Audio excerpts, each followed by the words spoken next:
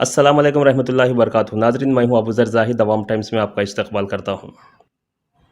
شہر ورنگل اور ہنم کنڈا کے مشہور و معروف شخصیت ڈاکٹر ذاکر صاحب BEMS، جو ہجامہ تھراپسٹ بھی ہیں اور آکیوپریشر، آکیوپنچر اور سجوک تھراپسٹ بھی ہیں، الحمدللہ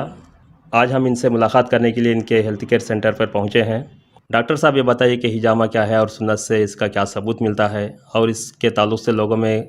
بہت ساری غلط فہمیاں پائی جا رہی ہے، اور اس کے فائدے بھی آپ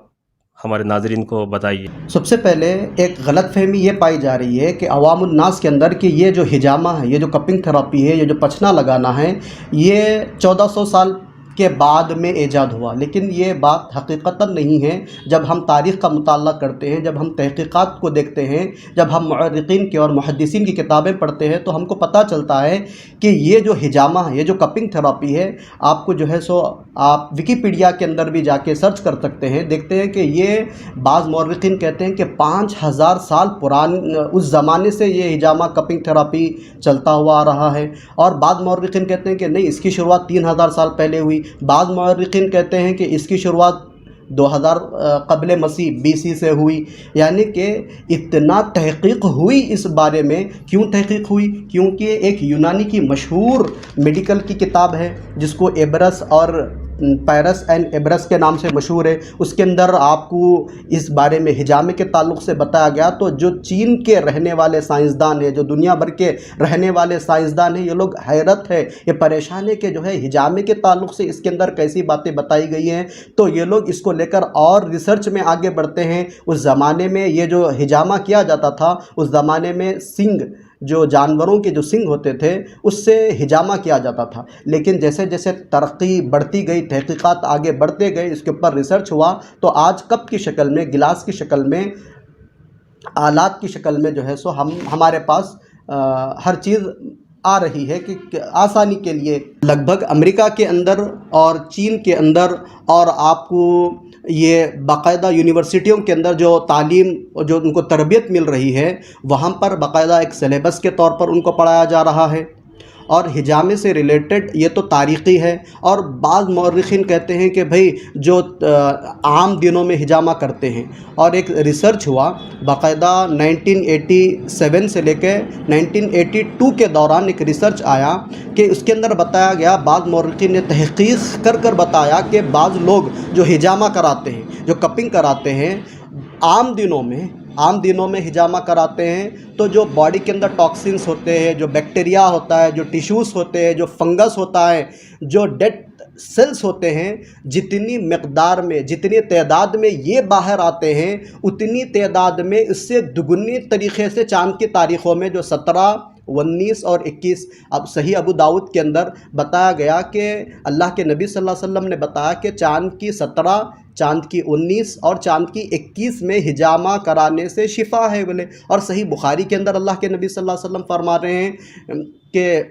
تم جو علاج کراتے ہو، اس میں سب سے بہترین علاج ہے ہجامہ کروانا، کپ لگانا، پچھنا لگانا۔ اور اللہ کے نبی صلی اللہ علیہ وسلم نے کیا کہا؟ 3 چیزوں میں اللہ نے شفا رکھی ہے۔ ایک اللہ نے شفا رکھی ہے ہجامے کے اندر، کپنگ تھراپی، پچھنا لگانا، اور ایک کے اندر اللہ نے شفا رکھی شہد کھانے پینے سے شفا ملتی ہے، اور اللہ نے شفا رکھی ہے داغنے سے، داغ لگوانے سے۔ اور اللہ کے نبی صلی اللہ علیہ وسلم کتنی امت کی فکر کر رہے ہیں، کہتے ہیں کہ میں اپنی امت کو داغ لگوانے سے منع کرتا ہوں، اور حکم دے رہے اللہ کے نبی صلی اللہ علیہ وسلم کہ وہ ہجامہ کروائیں۔ اور اللہ کے نبی صلی اللہ علیہ وسلم احرام کی حالت میں، روزے کی حالت میں بھی ہجامہ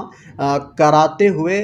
ہوئے ایسے کئی احادیثیں ہم کو صحیح بخاری اور صحیح مسلم میں ملتی ہیں۔ یہاں تک کہ ہجامے سے ریلیٹڈ جو احادیثیں آئی ہے، جو محدثین نے، جو مؤرخین نے، جو متبعین نے، متکلمین نے جو روایتیں لائی ہے، لگ بھگ 70 سے زیادہ یا قریب 70 کے احادیثیں بیان کی گئی ہیں हिजामे से ताल्लुक़ से। अब ये जो हिजामा जो जदीद मेडिकल साइंस है, जदीद मेडिकल साइंस या फिर आप बोल सकते हैं कि मॉडर्न जो हमारा मेडिकल साइंस है, ये हिजामे के ताल्लुक़ से क्या कहता है? हिजामे के ताल्लुक़ से मॉडर्न मेडिकल साइंस ये कहती है कि ये एक ऐसा तिब्बी इलाज है जिसको जो चाइना वाले हैं, इसको ये लोग अपने यूनिवर्सिटियों के अंदर इसकी तालीम दे रहे हैं। वहाँ पर ये हॉस्पिटल्स में, बड़े बड़े हॉस्पिटल्स के अंदर इसका बाकायदा उन्होंने एक अलग से सेशन रखा है। और अल्हम्दुलिल्लाह हिजामे के अंदर आपको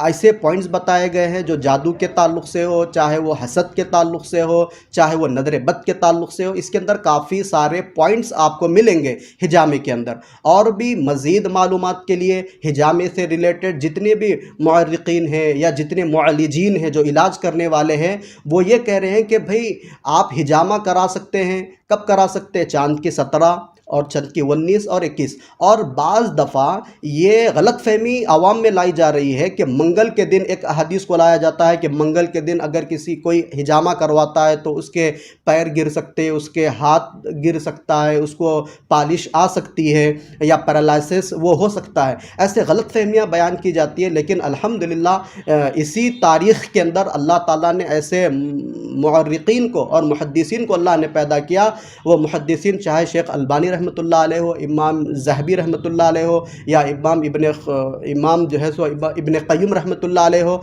ये कहते हैं कि ऐसी कोई ऑथेंटिक हदीस नहीं है। ये जो जितने हदीसें हैं जो हफ्ते के दिन अल्लाह के नबी फरमा रहे हैं कि नहीं कराना चाहिए, हफ्ते के दिन मना है, चहारशंबे के दिन कराने से अल्लाह के नबी मना करे, मंगल के दिन कराने से अल्लाह के नबी मना करे, इसके ऊपर बाकायदा तहक़ीक़ हुई। मुहद्दिसीन ने तहक़ीक़ कर कर बताया कि ऐसी कोई सनद ऑथेंटिक नहीं है, यानी कि अल्लाह के नबी सल्लल्लाहु अलैहि वसल्लम से इसके अंदर जो मतन आ रहा, उसके अंदर जो रावी आ रहे वो ज़ईफ़ पाए जा रहे, जिसकी बिना पर वो हदीस पर अमल नहीं किया जा सकता।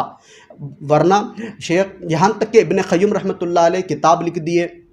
तिब्बे नबवी की किताब मशहूर है उनकी, शेख इब्न क़य्युम रहमतुल्लाह अलैह की। उसमें उन्होंने ये बात नक़ल की कि इमाम अहमद इब्न हम्बल रहमतुल्लाह अलैह जब कभी उनको ज़रूरत पेश आती तो वो हिजामा करवाते थे। यहाँ से मुअर्रिक़ीन और यहाँ से मुअल्लिजीन कहते हैं कि ऐसी कोई बात ये नहीं है कि मंगल के दिन कराने से कोई नहुसत आ जाए या हफ्ते के दिन कराने से सेहत के ऊपर कोई आफत आ जाए, ऐसी बात नहीं है। इमाम अहमद इब्न हम्बल रहमतुल्लाह अलैह कहते हैं कि मुझे जब कभी ज़रूरत पेश आती मैं हिजामा करवाता, और इसके बेशुमार फ़ायदे बताए गए हैं। यानी कि अल्लाह के नबी सल्लल्लाहु अलैहि वसल्लम ने बताया कि एक मुकाम है जहाँ पर हिजामा करवाने से, कपिंग लगवाने से, पछना लगवाने से 72 बीमारियों से आपको शिफा मिलती है।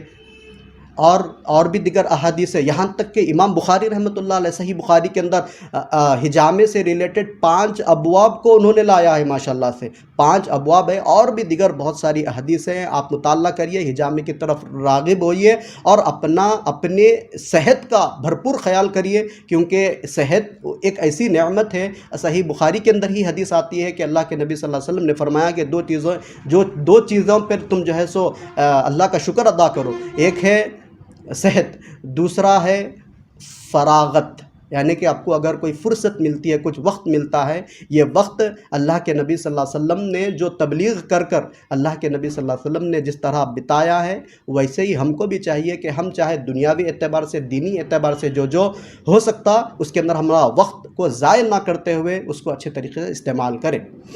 और अक्सर और बेशतर लोगों के अंदर एक बेचैनी है, एक सवाल है। कई लोग पूछते हैं हमसे कि जो है ये हिजामा करने से या कपिंग करने से टॉक्सिन्स ही कैसे बाहर निकलते हैं, बैक्टीरिया ही कैसे बाहर आता है, फंगस ही कैसे बाहर आता है, इसकी क्या लॉजिक है, इसकी क्या साइंस क्या बता रही है, इस ताल्लुक़ से थोड़ा सा हमको इसके ऊपर रोशनी डालिए। तो आज मैं आप लोगों को बताना, एक छोटी मिसाल देकर समझाने की कोशिश करता हूँ। वैसे तो किताबें भरी पड़ी हुई है, अल्हम्दुलिल्लाह तहक़ीक़ करते रहिए आप, कि जैसे मिसाल के तौर पे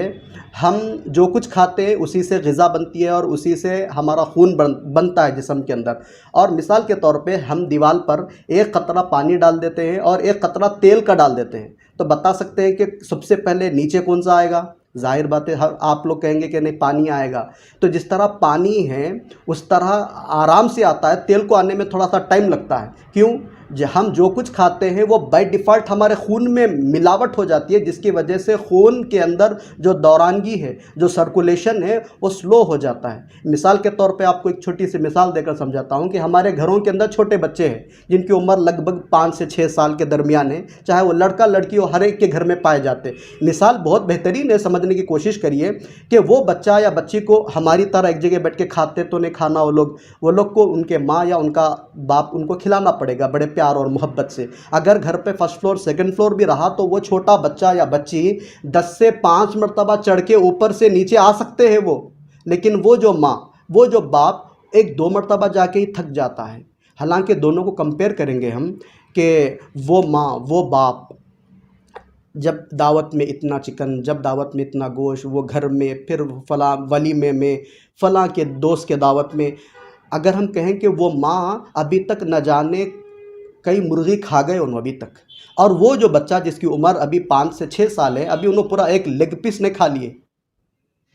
بچہ 10 بار چڑھ رہا اتر رہا، لیکن ماں 2 سے 3 مرتبہ نہیں چڑھ سک رہی۔ کا مطلب یہی نکلا، سائنسدان یہ کہہ رہے ہیں کہ بچے کا جو خون ہے، بچے کا جو بلڈ ہے، اس کے اندر کوئی ملاوٹ نہیں ہے، وہ پانی کی طرح ہے، سرکولیشن میں اس کو کوئی پرابلم نہیں آ رہا۔ لیکن جو ماں ہے، جو ہم لوگ ہیں جو کھا رہے ہیں، وہ بائی ڈیفالٹ خون میں مل جاتا ہے۔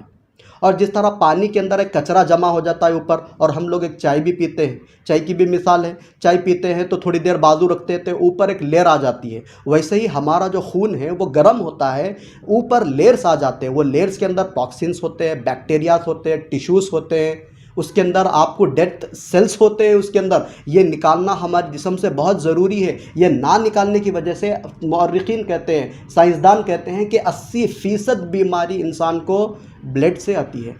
اور اسکن کے اندر بعض رہ جاتے ہیں، بعض تو نکل جاتے ہیں، بعض اسکن کے اندر رہتے ہیں۔ اب وہ جیسا چائے کے لیے اوپر ملائی جمع ہو جاتی ہے گرم، ویسے ہی یہ گرم خون ہونے کی وجہ سے اوپر ٹاکسین بیکٹیریا جمع ہو جاتا ہے۔ جب ہم کپنگ کرتے ہیں، جب ہجامہ لگاتے ہیں، تو صرف وہی باہر آ جاتا ہے بڑی آسانی سے۔ اور ایک اطلاع دی جاتی ہے شہر ورنگل کے لیے کہ انشاءاللہ یہ سنڈے یعنی کہ 17 تاریخ کو، جو ہمارا اکتوبر 17 تاریخ ہے،